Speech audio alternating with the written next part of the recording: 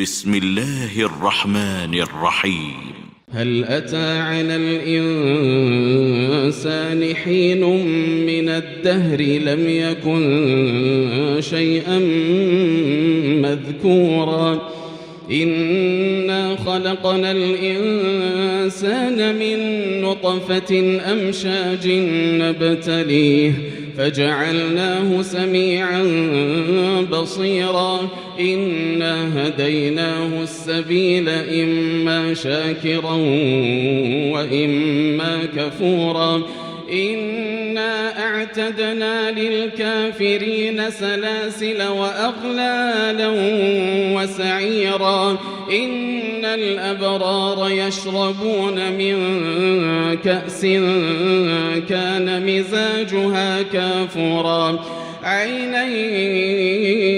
يشرب بها عباد الله يفجرونها تفجيرا يوفون بالنذر ويخافون يوما كان شره مستطيرا ويطعمون الطعام على حبه مسكينا ويتيما وأسيرا إنما نطعمكم لوجه الله لا نريد منكم جزاء ولا شكورا إنا نخاف من ربنا يوما عبوسا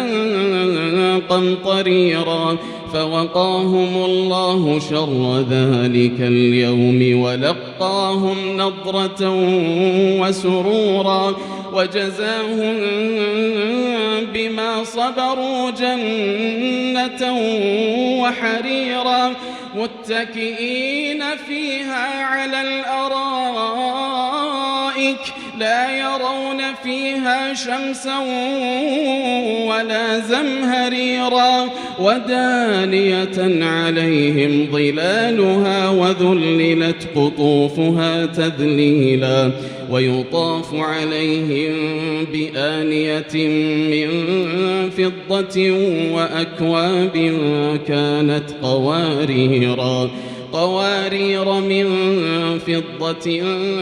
قدروها تقديرا ويسقون فيها كأسا كان مزاجها زنجبيلا عينا فيها تسمى سلسبيلا ويطوف عليهم ولدان مخلدون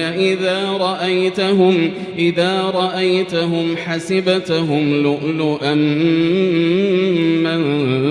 منثورا وإذا رأيت ثم رأيت نعيما وملكا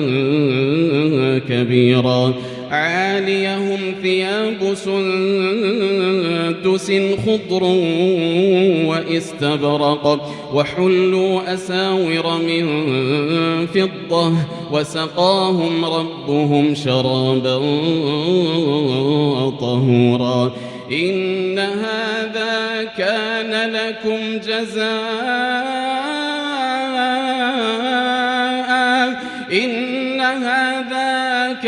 لكم جزاء وكان سعيكم مشكورا إنا نحن نزلنا عليك القرآن تنزيلا فاصبر لحكم ربك ولا تطع منهم آثما أو كفورا واذكر اسم ربك بكرة وأصيلا ومن الليل فاسجد له وسبحه ليلا طويلا إن هؤلاء يحبون العاجلة ويذرون وراءهم يوما ثقيلا نحن خلقناهم وشددنا أسرهم وإذا شئنا بدلنا أمثالهم تبديلا إن هذه تذكرة فمن شاء اتخذ إلى ربه سبيلا وما تشاءون إلا أن يشاء الله إن الله كان عليما حكيما يدخل من يشاء في رحمته والظالمين أعد لهم عذابا أليما.